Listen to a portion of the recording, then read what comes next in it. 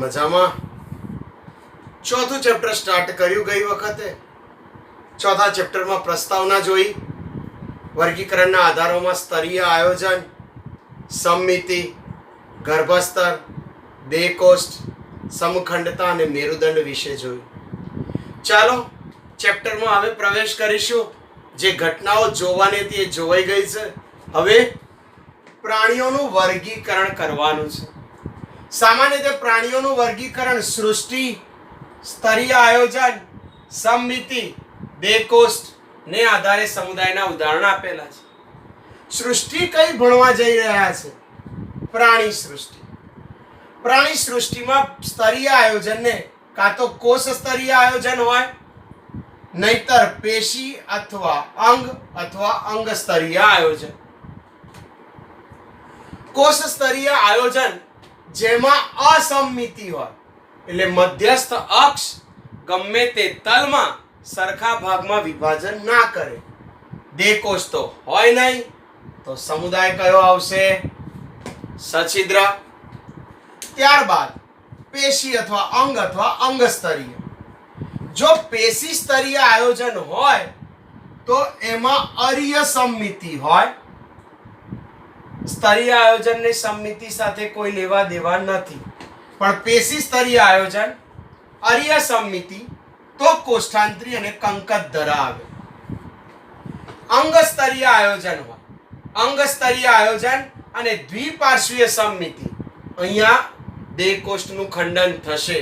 એટલે જો અદેહકોષ્ઠી હોય તો પૃથુકૃમિ, દ્વિપાર્શ્વીય કૂટદેહકોષ્ઠી તો સૂત્રાકૃમિ, અને દ્વિપાર્શ્વીય દેહકોષ્ઠી તો નુપુરક, સંધિપાદ, મૃદુકાય, સ્થૂળત્વચી, સામી મેરુદંડી અને બધા જ.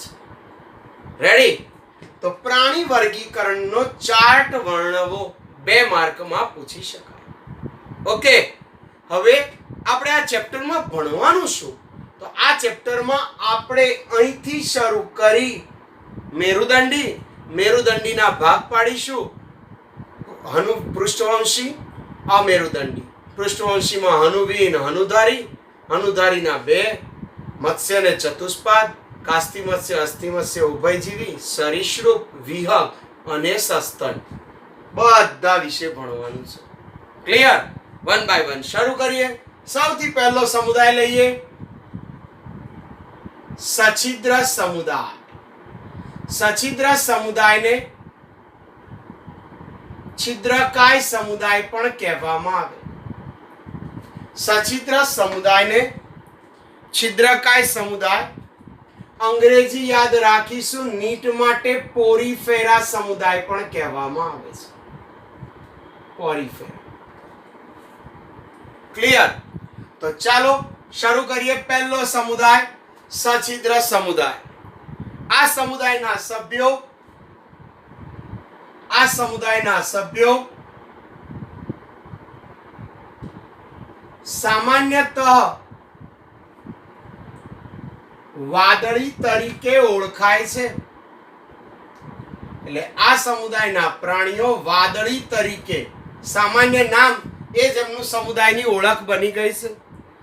તેઓ સંપૂર્ણ રીતે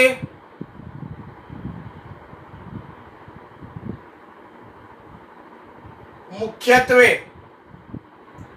દરિયાઈ હોય છે. એમનું સંપૂર્ણ જીવન મોટે ભાગે દરિયામાં જ પસાર કરતા હોય છે. તેઓ મુખ્યત્વે અસમમિતિ ધરાવે છે. અસમમિતિ ધરાવે છે. એટલે દરિયામાં હોય, મધ્ય અક્ષ શરીરની કોઈ પણ ભાગમાં વિભાજિત કરતા સરખા ભાગમાં વિભાજન નથી દર્શાવતા, એટલે અસમમિતિ ધરાવે છે. આ પ્રાણીઓ આદિ બહુકોષીય, સૌથી જૂના બહુકોષીય તથા કોષ સ્તરીય આયોજન ધરાવે છે. એટલે કોષો ભેગા મળીને કાર્ય કરતા નથી, કાર્યની વહેંચણી, શ્રમ વિભાજન દર્શાવતા નથી. એટલે કોષ સ્તરીય આયોજન ધરાવે છે, શ્રમ વિભાજન વગરના છે. જલવહન કે નલિકામય તંત્ર ધરાવે છે, વાદળી. જલવહન એટલે પાણીનું વહન કરતું, એને નલિકામય તંત્ર ધરાવે છે. એટલે આ સછિદ્ર સમુદાયના પ્રાણીઓ જલવહન કે નલિકા તંત્ર ધરાવે છે. આ પ્રાણીના શરીરની દિવાલ પર સૂક્ષ્મ છિદ્રો જેવી રચના આવેલી હોય છે. શરીરની બહારની સપાટી પર સૂક્ષ્મ છિદ્ર જેવી રચના આવેલી હોય, એ સૂક્ષ્મ છિદ્રને ઓસ્ટિયા અંગ્રેજીમાં કહેવામાં આવે. આવા છિદ્રો છિદ્રિષ્ટ ગુહા નામની રચના વડે શરીરની અંદર પોલાણમાં ખુલે છે. એટલે શરીરની અંદર જે પોલાણ, શરીરની સપાટી પર સૂક્ષ્મ છિદ્ર, એ છિદ્ર શરીરની અંદર જ્યાં ખુલે એ પોલાણને છિદ્રિષ્ટ ગુહા કહેવામાં આવે. જે શરીરની સપાટી પર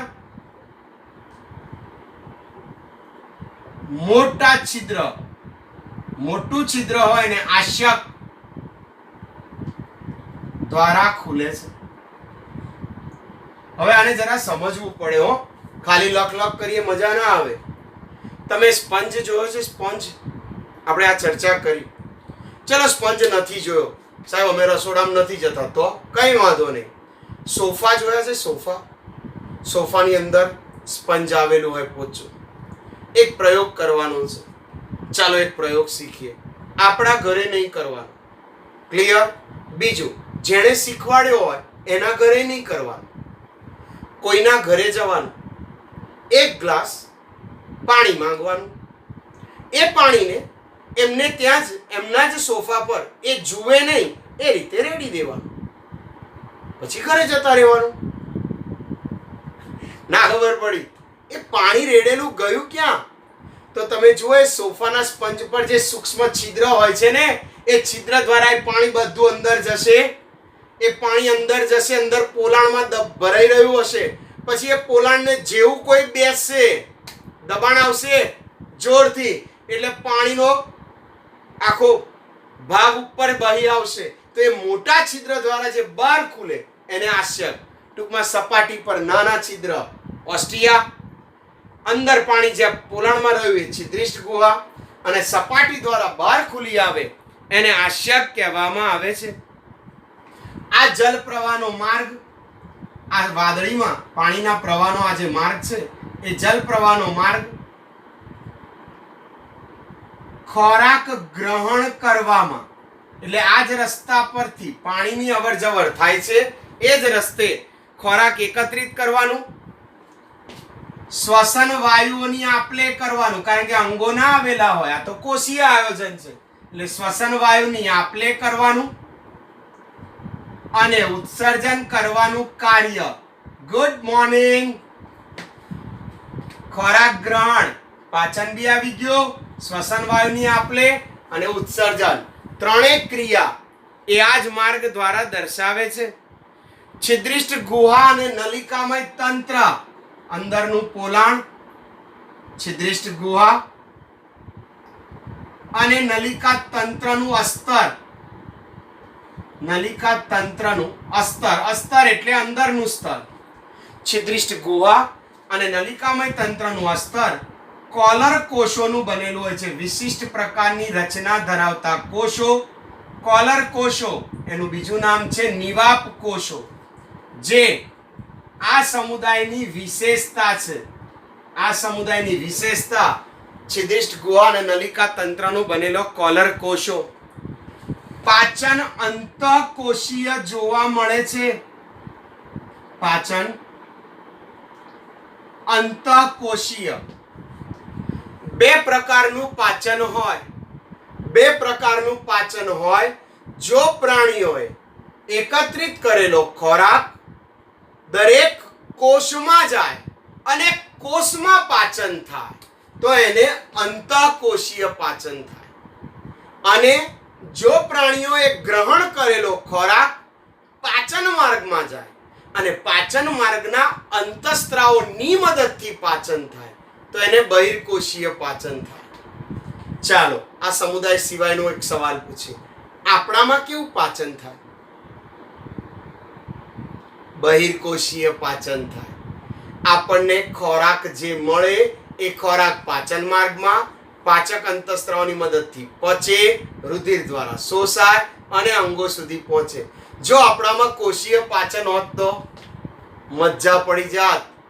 દાળ ભાત શાક રોટલી બધાના સીધા ઇન્જેક્શન જ લગાવી દેવાના, સીધા કોષમાં જાય એટલે પચી જાય, થાય નહીં ને?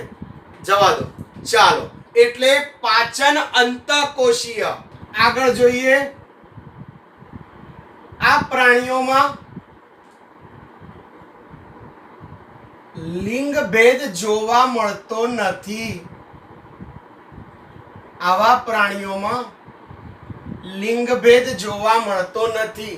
નર માદા જુદા હોતા નથી। એક જ પ્રાણી દ્વારા શુક્રપિંડ અને અંડપિંડ ઉત્પન્ન થાય છે। એટલે એક જ પ્રાણીઓમાં નર અને માદા બંનેના લક્ષણો એક સાથે, એટલે પ્રાણીઓમાં લિંગભેદ જોવા મળતો નથી।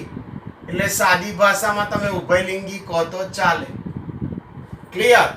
હવે પ્રજનન તો કહે છે કે આવી વાંદરીઓ, વાંદરી ના કહેતા હો, વાદળીઓ અવખંડન દ્વારા અલિંગી પ્રજનન દર્શાવે। જ્યારે જન્યુ સર્જન દ્વારા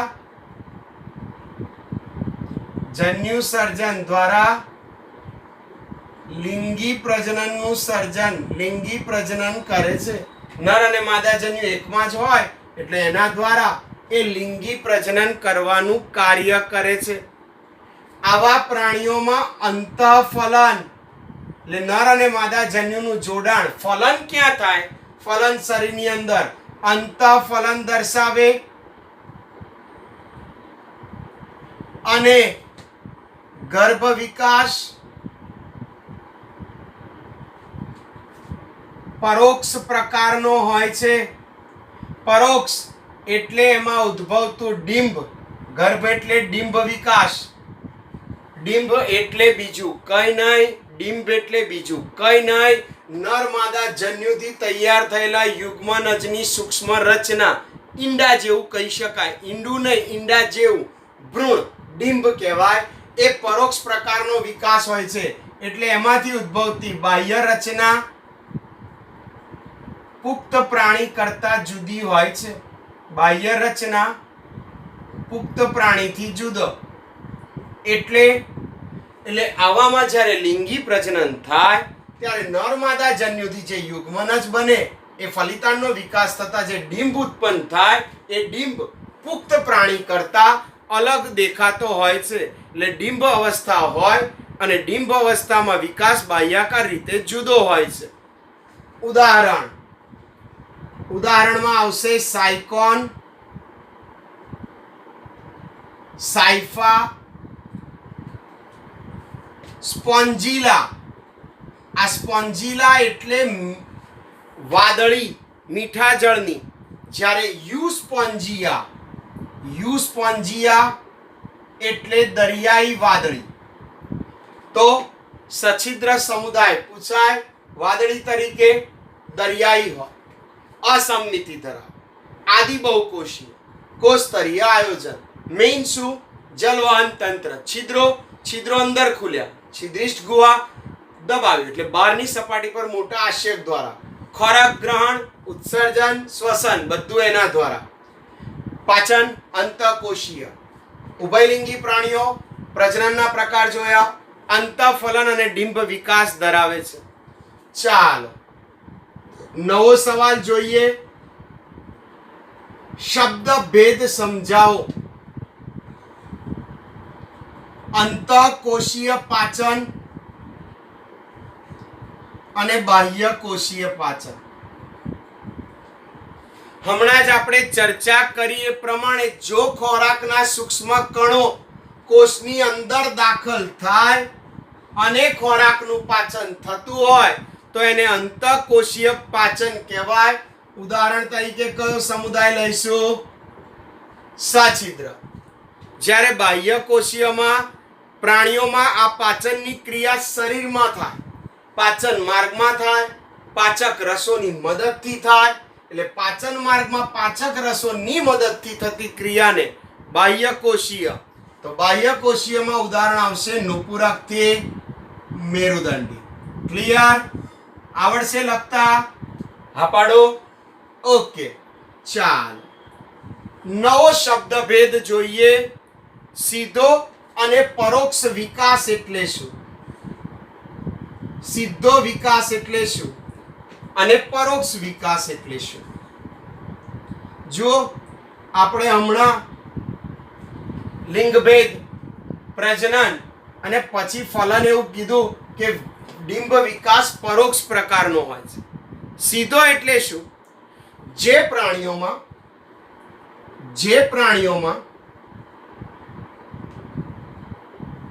ઈંડામાંથી ઉદ્ભવતું પ્રાણી આબેહૂબ પિતૃ જેવું દેખાતું હોય, ફલન થાય, યુગ્મનજ બને, ફલિતાંડમાંથી ઈંડું એટલે ડિંબ બને અને ડિંબમાંથી સીધો જ પિતૃઓ જેવો જ વિકાસ હોય તો એને પિતૃ જેવો આબેહૂબ વિકાસ, તો એને સીધો વિકાસ કહેવાય. એટલે ઉદ્ભવતું બાળ પ્રાણી પિતૃ જેવું જ હોય. ઉદાહરણમાં સસ્તન કહેવું હોય તો કહી શકાય. બાકી સૂત્રકૃમિ કરમિયામાં પણ એવું જ હોય, બાળ પ્રાણી પુખ્ત કરમિયા જેવું જ દેખાતું હોય છે. પરોક્ષ વિકાસની વાત કરીએ. જે પ્રાણીઓમાં ઈંડામાંથી ઉદ્ભવતું પ્રાણી પિતૃને મળતું ના હોય, એટલે પિતૃ જેવું દેખાતું ના હોય, એટલે પિતૃને મળતું ના હોય તો વિવિધ ડિંબની અવસ્થામાંથી પસાર થઈ ડિંબીય, ડિંબ એટલે ગર્ભના વિકાસની અવસ્થા, એટલે ડિંબીય અવસ્થામાંથી પસાર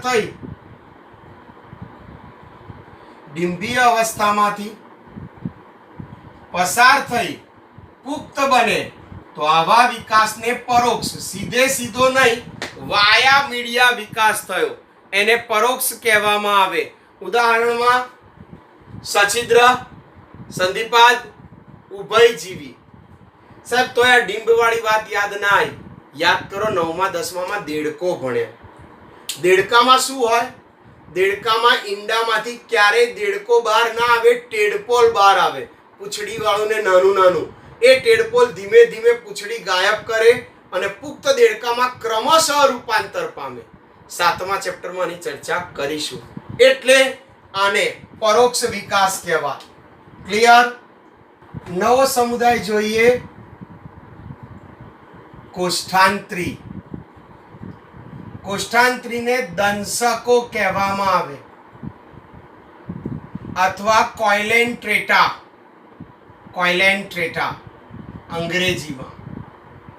એનો ઉચ્ચાર લખ્યો છે, સ્પેલિંગ તો આપણી ચોપડીમાં આપેલા છે. તો શરૂઆત કરીએ. કોષ્ઠાંત્રી અથવા દંશકો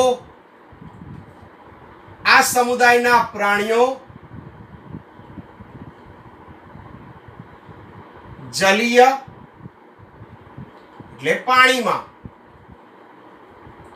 મુખ્યત્વે દરિયાઈ, પાણીમાં પણ મુખ્યત્વે ક્યાં? દરિયામાં. મુક્ત અથવા સ્થાયી સ્વરૂપે જોવા મળે છે. એટલે કાં તો મુક્ત હોય, સ્વતંત્ર, અને કાં તો કોઈક જગ્યાએ ચોંટીને એટલે સ્થાયી સ્વરૂપે જીવન ધરાવે છે. તેઓ અરીય સમમિતિ ધરાવે છે.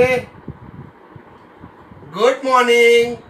અરીય સમમિતિ એટલે મધ્યસ્થ અક્ષ, શરીરના કેન્દ્રમાંથી પસાર થતી ધરી, ગમે તે તલમાં વિભાજિત કરો બે સરખા ભાગમાં, એટલે અરીય સમમિતિ ધરાવે છે. એ સર, એનું નામ દંશકો કેમ પડ્યું? તો કહે છે કે દંશક નામ એ સૂત્રાંગો, દંશક નામ એ સૂત્રાંગો અને શરીરની સપાટી પર આવેલી ડખાંગિકાઓ અથવા ડંખ કોષો અથવા સૂત્રકોષો ની રચનાને કારણે દંશક નામ પાડવામાં આવ્યું છે. દંશક, દંશ મારે, એવું નામ કેમ પાડવામાં આવ્યું? તો આવા પ્રાણીઓના શરીરમાં સૂત્રાંગો, લંબાયેલા લાંબી સૂળ જેવી રચના હોય. એમના શરીરમાં નાના નાના ડંખ કોષોમાં નાની નાની ડખાંગિકાઓ, નાની નાની નલિકાઓ, જેમાંથી આપ્યું નથી તમારી જાણકારી માટે, હિપ્નોટોક્સિન નામનું ઝેરી રસાયણ ઉત્પન્ન થાય છે. એટલે દંશક નામ એ સૂત્રાંગો, શરીરની સપાટી પરની ડખાંગિકા, ડંખ કોષો તો સૂત્રકોષોની રચનાને કારણે, જેમાંથી હિપ્નોટોક્સિન એટલે ઝેરી રસાયણ ઉત્પન્ન થાય, તેઓ પેશી સ્તરીય આયોજન ધરાવે છે. આવો આવો આવો. સછિદ્ર કોષ સ્તરીય આયોજન હતું ને, આ લોકો પેશી સ્તરીય આયોજન ધરાવે છે. આ દ્વિગર્ભસ્તરી પ્રાણીઓ છે. પહેલી વાર ગર્ભસ્તર આવ્યું એટલે દ્વિગર્ભસ્તરી પ્રાણીઓ છે. જો લખવાનું કેટલું સરળ, ક્યાં વસે છે? સમમિતિ લખવી પડે, નામ કેમ આપ્યું એ લખવું પડે, પેશી સ્તરીય આયોજન અને દ્વિગર્ભસ્તરી, આટલું તો આવડ્યું જ. તેમના મધ્યમાં, તેઓના શરીરમાં મધ્યમાં અધોમુખ નામનું એક છિદ્ર આવેલું હોય છે. શરીરની મધ્યમાં અધોમુખ નામનું છિદ્ર આવેલું હોય છે, જે એક જ છેડે ખુલતો અને શરીરમાં આંત્ર પરિવહન ગુહા, શરીરમાં ગુહા આવેલી હોય, પણ દેહકોષ્ઠ વાળી નહીં. એટલે શરીરમાં આંત્ર પરિવહન ગુહા સાથે જોડાણ, એટલે કોષ્ઠ આંત્ર, કોષ્ઠ પોલાણ, આંતરડાની અંદર આંત્ર પોલાણ, કોષ્ઠ આંત્ર. અધોમુખ નામનું મધ્યમાં છિદ્ર એક જ છેડે ખુલતું હોય, જે શરીરમાં આંત્ર પરિવહન ગુહા દ્વારા ખુલે છે. પાચન બહિર્કોષીય પણ કરે અને જરૂર હોય ત્યારે કેટલાક પ્રાણીઓમાં અંતઃકોષીય દર્શાવે છે. એટલે કેટલાક પ્રાણીઓ બહિર્કોષીય પાચન દર્શાવે તો કેટલાક પ્રાણીઓ અંતઃકોષીય સ્વરૂપે જોવા મળે છે.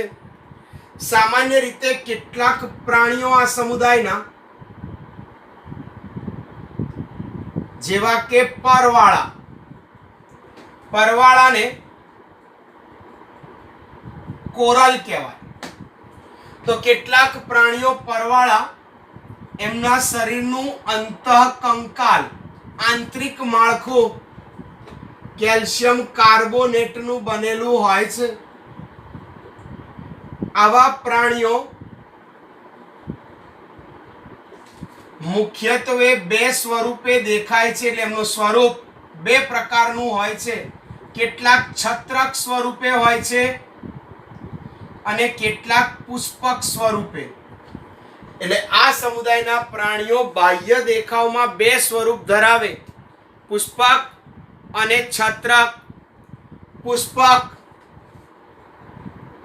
પુષ્પક અદંડી, દાંડી ના હોય, અદંડી નળિકા સ્વરૂપે, નળક સ્વરૂપનું હોય છે, અદંડી હોય અને નળિકા સ્વરૂપે, નળાકાર રૂપે જોવા મળે. ઉદાહરણમાં હાઇડ્રા અને સમુદ્ર ફૂલ અને હાઇડ્રા, આ બે પ્રાણીઓ અદંડી હોય અને નળાકાર સ્વરૂપ દર્શાવે. હાઇડ્રાને ગુજરાતીમાં જળવ્યાળ અને સમુદ્ર ફૂલને એડેમ્સિયા કહેવામાં આવે છે. આ કૌંસના નામ પેમ્ફલેટમાં આપ્યા છે કરવાના. હાઇડ્રાનું બીજું નામ જળવ્યાળ, સમુદ્ર ફૂલનું બીજું નામ એડેમ્સિયા છે. છત્રક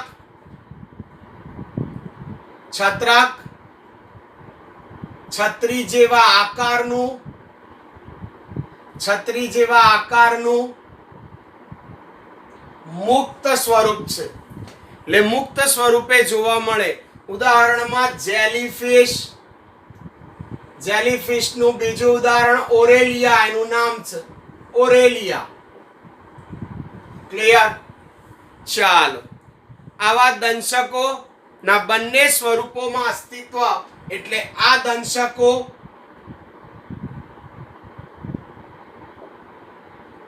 માં બંને સ્વરૂપો વારાફરતી જોવા મળે છે. આ વારાફરતી એટલે આપણે વનસ્પતિમાં ના કીધું જન્યુજનક બીજાણુજનક, જન્યુજનક બીજાણુજનક, તો એને એકાંતર જનન ને.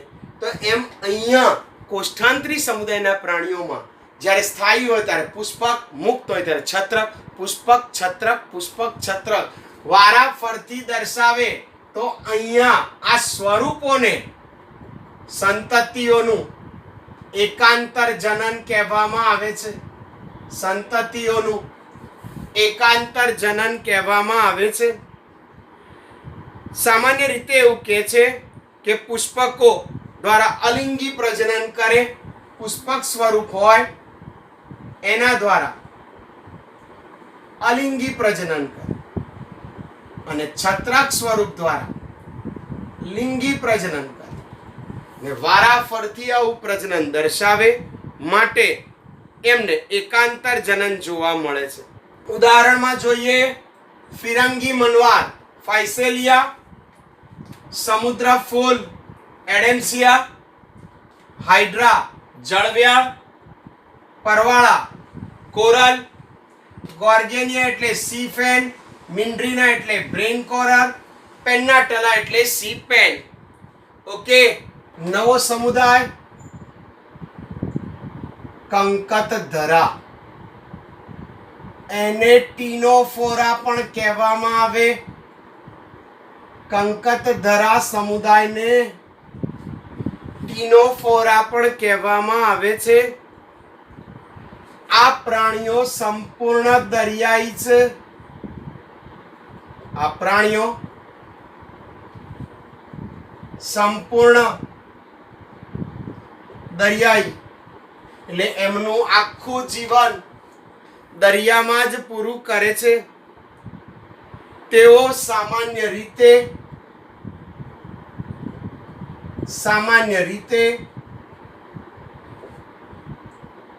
સમુદ્ર અખરોટ અથવા કંકત જેલી તરીકે ઓળખાય છે.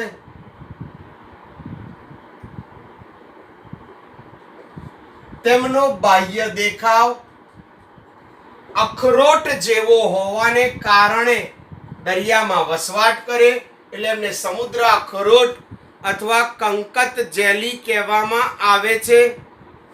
ચાલો કોમન વસ્તુ તો લખો. તેઓ અરીય સમમિતિ ધરાવે છે. પેશી સ્તરીય આયોજન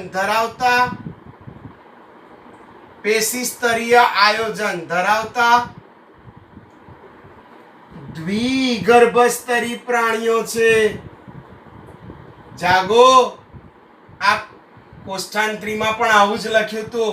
અરીય સમમિતિ પેશી સ્તરીય આયોજન અને દ્વિગર્ભ સ્તરી એટલે કોષ્ઠાંતરી અને કંકત ધરામાં કોમન બાબતો થઈ. શરીર એ પક્ષમોની બનેલી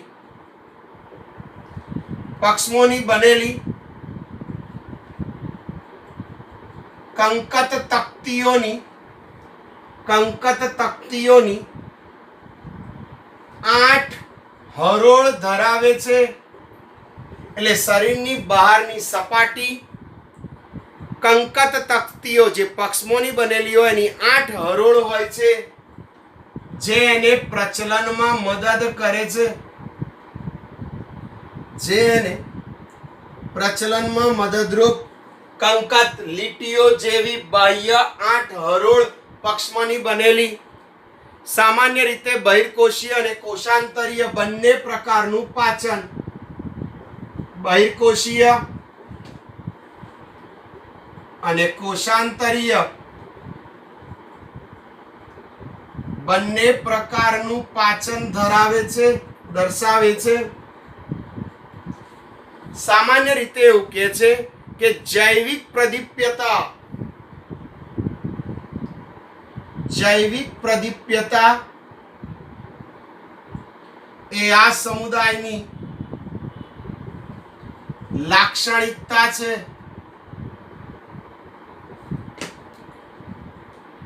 સામાન્ય રીતે નીટ શરૂ કરવાના છે હવે.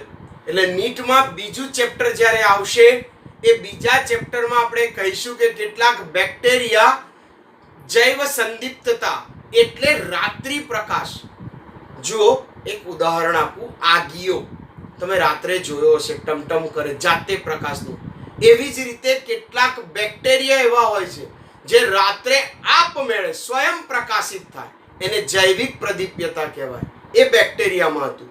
એ જ ગુણધર્મ અહીંયા કંકતધરાના પ્રાણીઓમાં જૈવિક પ્રદીપ્યતા એટલે એમનામાં રાત્રિ પ્રકાશની ક્ષમતા હોય છે. એટલે રાત્રિ દરમિયાન આપમેળે સ્વયં પ્રકાશિત જોવા મળે છે, પ્રકાશિતતાનો ગુણધર્મ ધરાવે છે. તેમનામાં લિંગભેદ જોવા મળતો નથી. લિંગભેદ જોવા મળતો નથી એટલે નર માદા ભેગા, ઉભયલિંગી પ્રજનન, ફક્ત લિંગી જ પ્રજનન દર્શાવે છે. ઉભયલિંગી પ્રાણીઓ છે અને લિંગી પ્રજનન કરે છે.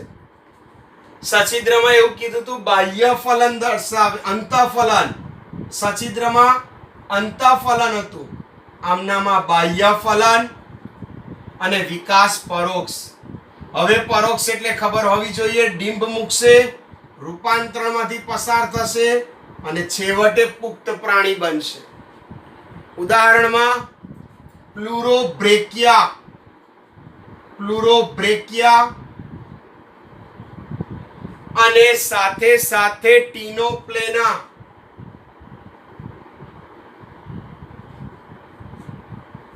તો